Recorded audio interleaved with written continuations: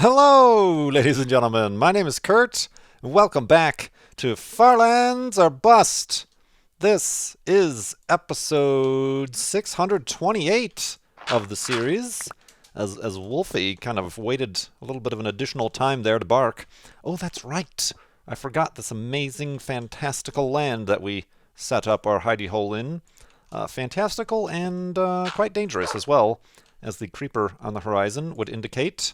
We are over encumbered. We have too many sticks. We do not need this many sticks. Goodbye, sticks. Go fetch the sticks, Wolfie. Go fetch the sticks indeed. No, don't actually go fetch the sticks. That's a creeper over there. We are going to go fetch them farlands by heading west here in Minecraft Beta 173 for episode 628 of the series, like I mentioned, on Saturday, December 3rd, 2016. Saturday, December 3rd indeed. It's December already. It's December already. What is going on? This whole passage of time thing is a bit of a nuisance, isn't it? Isn't it indeed? Ooh. Speaking of nuisances, nuisance-I? What is the plural of nuisance? Probably just nuisance. Many nuisances. Got a nice lava fall over there. Ooh, a cow. That was disorienting a little bit. I thought that was Wolfie jumping up, but no, that was a cow. But yeah, and a chicken. We're getting all the aminals we possibly can here as we continue on. And you guys have continued on raising money for Child's Play charity over at farlandsorbust.com. You're helping get toys, books, games to kids in hospitals around the world. This was a nice little scenic place, and it looks like we got some more scenics coming up. Very cool. Farlandsorbust.com currently at, I'm very happy to say, we are at $45,000 on the nose. $45,000 raised this season 6 of the series. 75% of the way to our $60,000 goal. Just $15,000 remaining until we raise $60,000.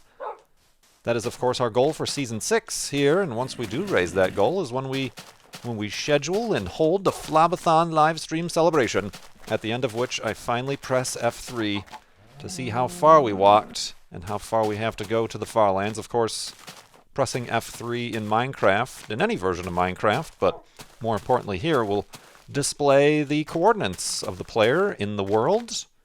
And from those coordinates, we obviously know how far we walked from the center of the map, 0, 0, where we originally spawned, thereabouts.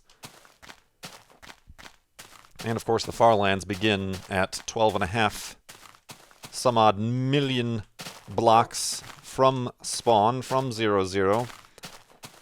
And we, at last count, are 2.2 million blocks from spawn. That was over a year ago, though. We could very well be over 3. Could I dare say 4? 4 million might be stretching it, but it's, I don't know. We almost walked a million blocks between season 3 and 4. I'm sorry, between season 4 and 5. Who knows what's between 5 and 6 here? Who knows?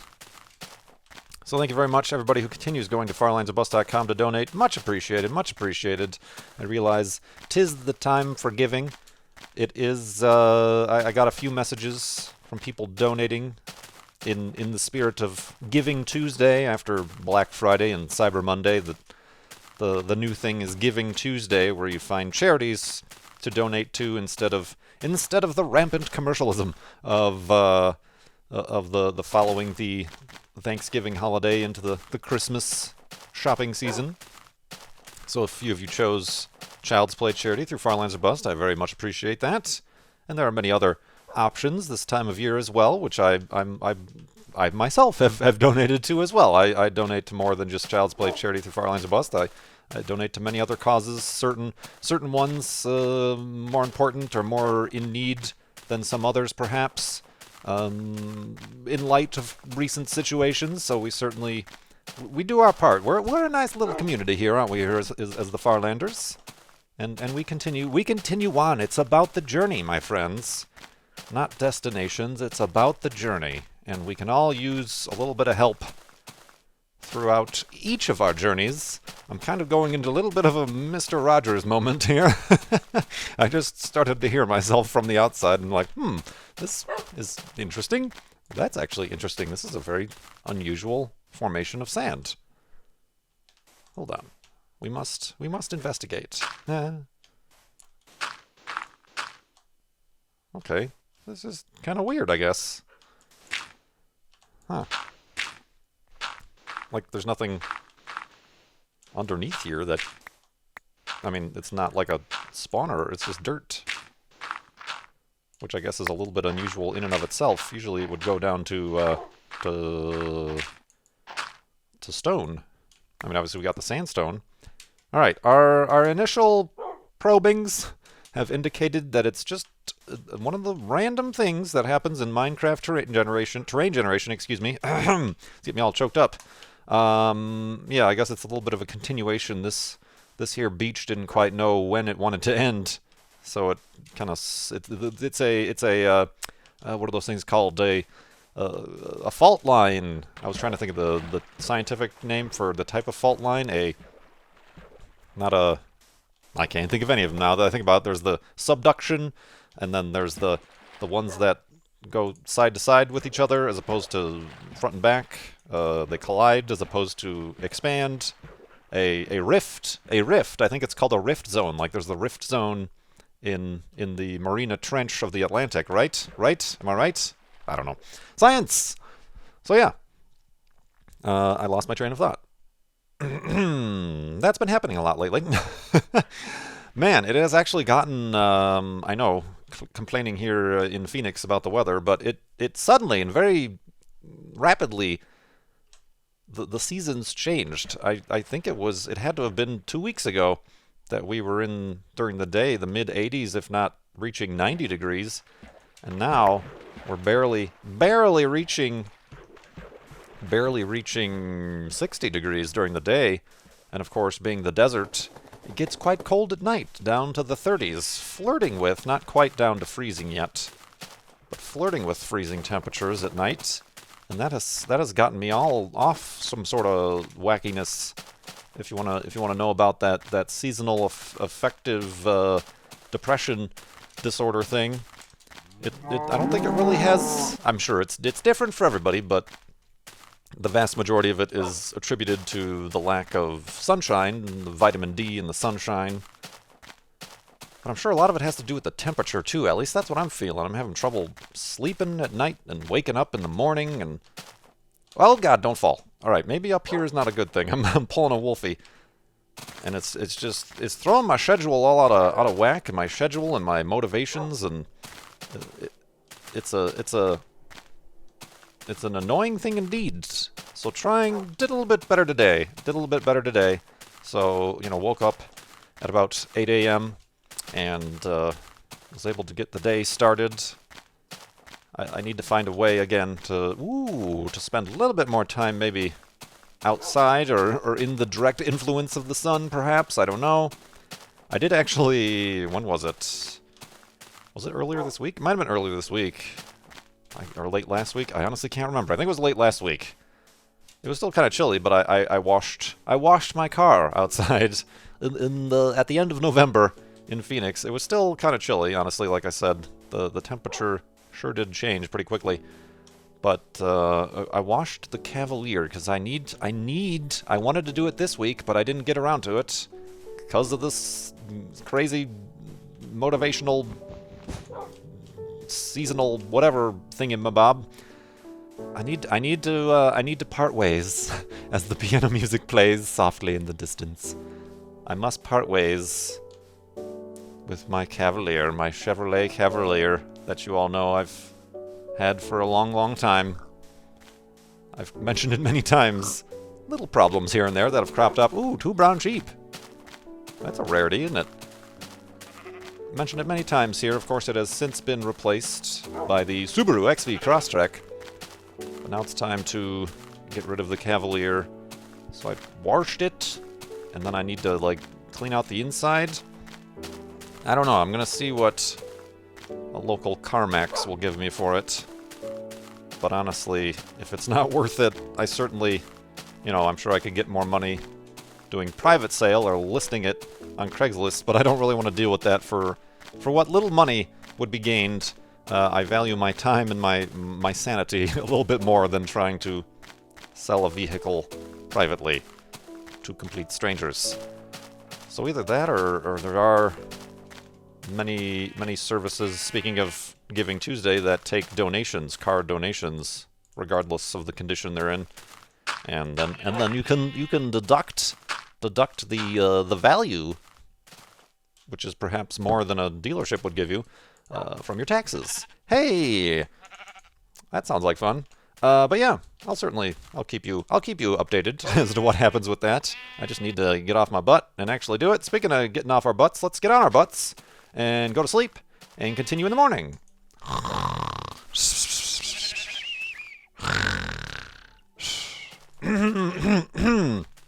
Oh man, and awakeness, and the piano music continues. Oh boy, what was that all about? I need a lozenge. It's also very dry. That's probably another thing. It's the desert. It's always dry, but when it's warm and dry, it doesn't feel so dry. When it's cold and then you turn on the heat, boy howdy. I should get some sort of not a humidifier. Well, I should get a humidifier, but I mean to measure. What is the instrument you use to measure the humidity in the air? I don't know what it is. It's not a thermostat. It's not a barometer. That's air pressure. Is there a way that you can measure humidity in the air? Yeah, it would be very interesting to see what the humidity in the house is now that I have the heat on. Because it feels like it's down to 1 or 2%. There aren't that many water molecules floating around this town. And by town, I mean house. Because, yeah, it's really dry. I need to moisturize me. Oh, man. Doctor Who reference. So, yeah, speaking of moisture. No, this has nothing to do with moisture, I don't know. Speaking of cars, actually. Got a question from a donor here. TG. TG says, your Forza Horizon 3 videos convinced me to try out the original Forza Horizon I picked up for free a few months ago. Legally, I picked up for free a few months ago. You make it look easy. Any tips for someone who almost never plays racing games and is pretty terrible at them? That's a hard thing to say because everything that I know about... Whoa, Wolfie almost threw me off the edge of a cliff. Everything that I know about racing games comes because I've played them all of my life. All the way back, I remember Destruction Derby 2 and Test Drive on the original PlayStation. The original Gran Turismo games. Well, you know what we're going to do? We're going to go for a dive. Maybe this pig would enjoy going for a dive as well. You want to go for a dive? Yeah, you do. Whee! Pig dive! Spelunk. Uh-oh. Wolfie? Oh, there's Wolfie. Alright, I think Wolfie actually spawned instead of jumping, but that was fun. That was fun. Anyway, so yeah, that's hard to say. It's hard to sort of, especially just verbally, give some sort of tips and tricks for racing games, particularly arcade racing games. I mean, there could be tips or tricks to be given for sim racing games if you're racing with a wheel and pedals to understand the force feedback and certain techniques for actual racing, but with the arcade racing game, like the Forza series, Forza Horizon series as well. Single block of ice, single block of ice. I don't know what you're doing there. That's kind of tough. That's kind of tough.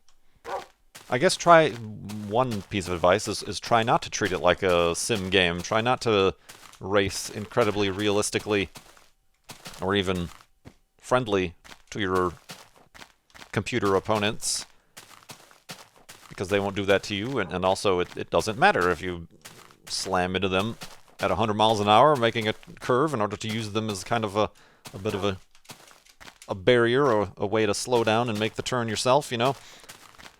So, yeah, I'm not sure. I honestly, that's a difficult thing to say, but I appreciate the sentiment. It is a difficult game. I mean, you can mess with the difficulty, obviously, is the easiest thing to do until you're used to the controls and knowings how the things handle and work, and finding your favorite cars and types of races and things. But I would probably also, right off the bat, try to stay away from like the super expensive, super fast, hyper, super duper, pooper scooper cars.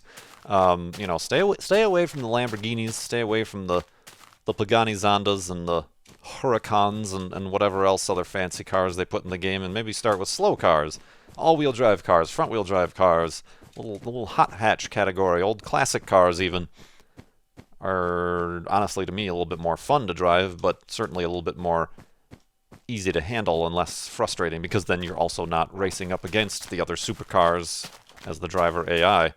You have a little bit more of a chance to kind of make some mistakes and catch up from those mistakes. So yeah, thank you very much, TG, for the donation in question. Square Goldfish has a question. Now that you've been streaming for a good while, how did you find the transition from doing YouTube videos to the live audience experience?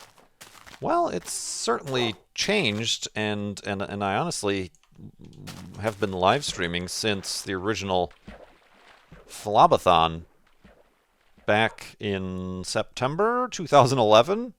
So I've actually known about and kind of experienced live streaming for a while, but certainly not at regular intervals like now. Certainly it's changed, what with the changes to the broadcasting and the chat and subs and things and other sort of things that have become norms. Oh, thanks, Wolfie. Norms of the live stream, and in particular the Twitch experience. I wish you could turn sticks back into blocks. That would be great. Because I'm running low on blocks, but I got way too many sticks. Speaking of which, let's get some more blocks. I'm sorry, planks. Yoink.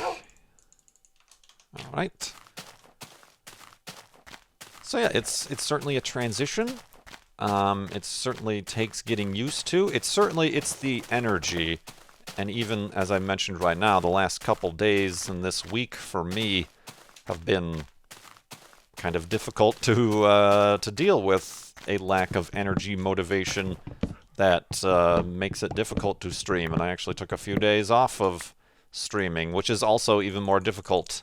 It's easy, well, maybe not easy, but it's doable to take a couple days off recording videos for YouTube if you already have some in the hopper ready to go. You can do that, and you don't, you can take some time off without seeming like you're taking time off, as opposed to on Twitch. You need to be present. You need to be there, present, and on in order to maintain or translate that you are obviously making content and making that connection still. So there's certainly a more immediate energy use out of it, and energy required out of it, that I'm still trying to deal with. My biggest thing, again, possibly due to whatever motivation things I need to work out in my head, I still got to come up with like a schedule, a set schedule, something predictable, I suppose. That is going to certainly be a benefit. But yeah, it's certainly a lot more energy, and there's good streams, and then there's bad streams where I'm like, I just didn't feel into that or whatever. So there's an immediate kind of reaction that you as the streamer can have, but also you can glean from your viewers. Sometimes you're playing a game and trying to be entertaining, and then the chat is just off talking about something completely nonsensical or at all related to your gameplay, and it just feels like you're two people in the same room and like nobody's paying attention, and that kind of sometimes feels bad and is kind of like, well, why am I here, So that can sometimes be an issue. But then there's the times where like chat is completely into it and making jokes, and you're able to like get jokes off of the chat and ask questions. Oh, what do you think we should do here? And actually those turn out to be some of the best streams. It's kind of the immediate.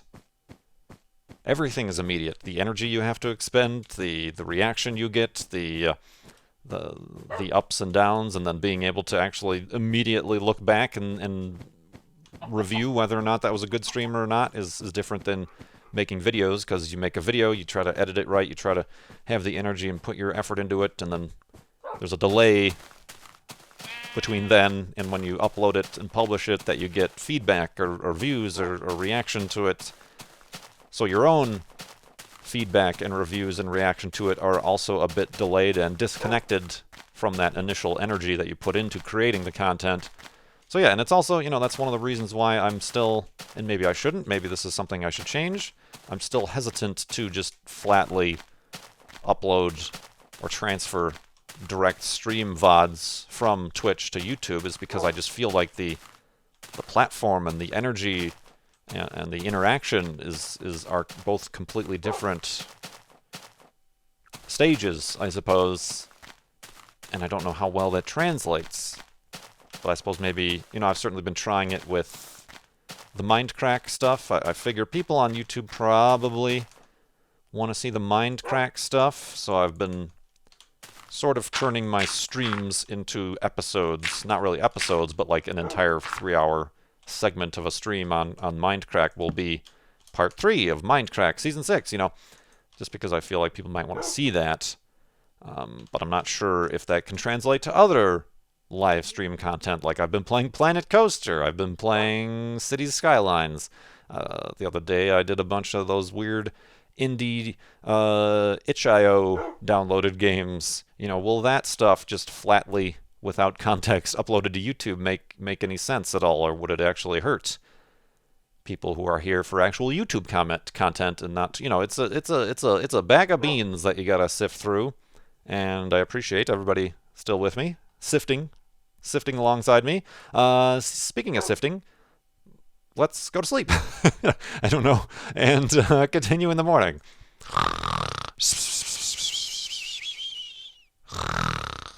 And a bag of beansness. A bag of beans indeed. We need some boats. Definitely need some boats. Woof, I think so. Good thing I got these extra planks of wood. Up. It's faster to break the workbench with a sword than an axe in this version of the game. Makes sense out of that, my friends. Let's see here. Hildy asks, "Hi, Wolfie." Oh, this question is just for you, Wolfie. "Hi, Wolfie. What are your thoughts on artificial intelligence and the future effects?" Oh, and I guess Kurt can answer too, but we both know who the real star here is. Wolfie? Oh, you have some thoughts about that, yeah? Artificial intelligence? Are you not an artificial? Well, you're artificial, but perhaps intelligence might be a little bit generous there for Wolfie. I don't know. He's protesting that claim. Thoughts on artificial intelligence? I haven't put incredible amount of thought into it.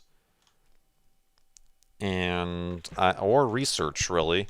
Like, I don't know, oh, there's a spawner.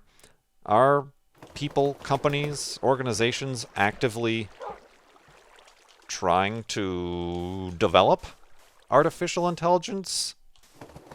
And if they are, to what means and ends? Just so that they say that they can, or that they did? Or the only reason I could think artificial intelligence would really get, oh god, any sort of, traction behind it would be if there was a commercial monetary application that could be made out of it. So I don't know that I would think, certainly self-driving cars, I don't consider the technology in there to be artificial intelligence. I'm trying to think of what applications would artificial intelligence have that would motivate companies to expend funds upon it. A spoiler spawnery.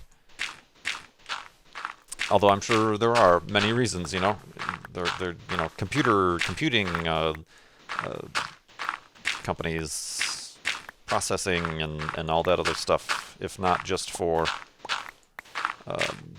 demonstration purposes of their technological prowess, maybe. Is there no chests here? There is no chests here. There are no chests in this spawner. We've been bamboozled, my friends. Sometimes they spawn in the middle, weirdly enough, but I don't think that's the case here. Nope. And not a single treasure was had this day. I don't know why I continue digging. Huh. It's not like sunken? No? It's not like a weirdly shaped... Well, I say we need to take out this spawner for bamboozling us so. It is our only recourse. Now you are the ones who are bamboozled. Oh, man. So yeah, let's just say the development of artificial intelligence is a thing that happens.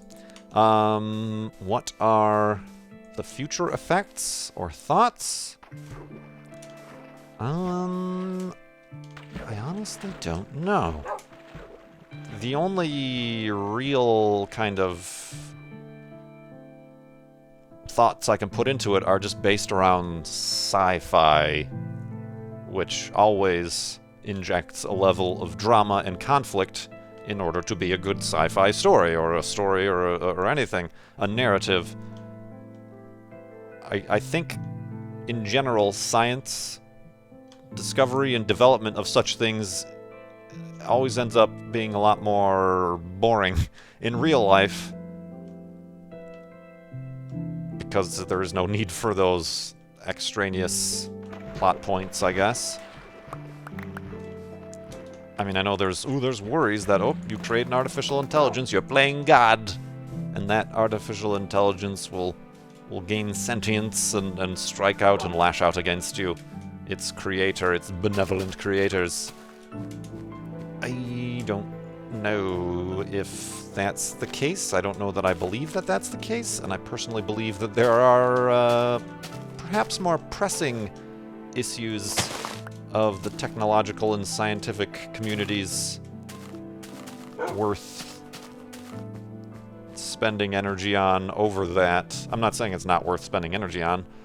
Certainly everybody can have their own interests and priorities regarding that, but for myself, it's not something I spend any time on thinking about. And it's a bit difficult to come up with a kind of a good answer to this, but I appreciate the question anyway. Maybe it'll spark a discussion in the comments. I don't know. The comments around YouTube have been pretty dead lately. I've also been noticing some very obvious bugs with the comment system, as I'm not seeing all my comments until I select, instead of view top comments, view in order they were received or whatever, chronologically, and then all the comments pop up.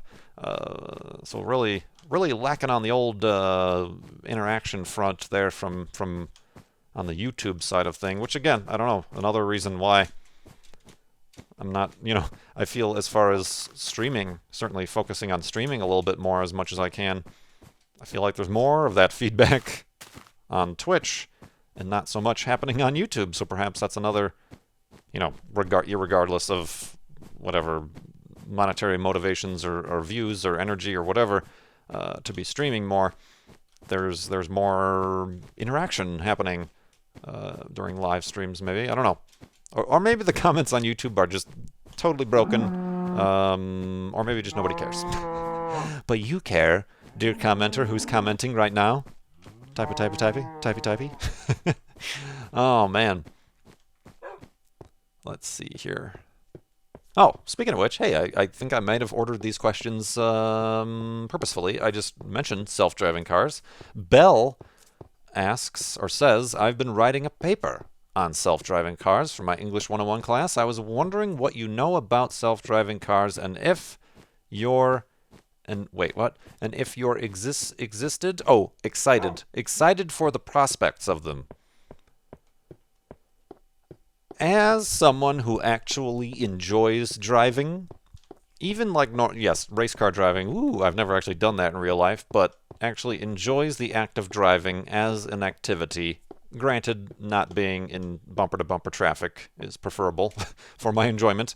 Um, Not particularly excited. I don't feel like they're instantly or overnight self-driving cars are going to replace all cars and nobody's able to drive cars themselves ever again. I don't think that that's a thing that's going to happen. Certainly if the spread and the artificial intelligence of such things are increased and improved as such where it reduces the dangers of driving, the deadliness of driving, accidents, collisions, whatever, then certainly a positive thing in regards as like a whole in terms of the society is concerned and the health of the people within it, yeah. But I don't personally, of course, I don't commute every day either. That, it's kind of the difference between, if I have a friend shopping for a car and they want to get a basic car because the car that they're not a car enthusiast or a driving enthusiast, or they don't like driving at all, they shop for and buy a car as an appliance, as a refrigerator, as a microwave. They just care about how much it's going to cost, how many miles per gallon it gets, if it is reasonably comfortable for them. They don't care about the performance or the history or the brand per se even. They'll probably care about the safety, but they really just want to get from point A to point B. It's a car as an appliance. Whereas someone like myself or Cone Dodger or Beef will look at a car as an experience or as a hobby, even all the way up to a passion, where they might spend a little bit more time finding a car that handles and drives the way they feel and has certain aspects and features, perhaps history and performance. Even as far as buying a car for status is another thing you could think about if you are one fortunate enough to be able to do that. I kind of chose the like I can say here, wow, bringing it full circle. Check out this callback to earlier in the episode. The Cavalier. The Cavalier was a car purchase as an appliance, mostly as an appliance, as a means. After graduating college, I needed a means to find and get to the eventual found job after graduating. It was an appliance. I wasn't looking for I wasn't looking for a sports car or anything flashy.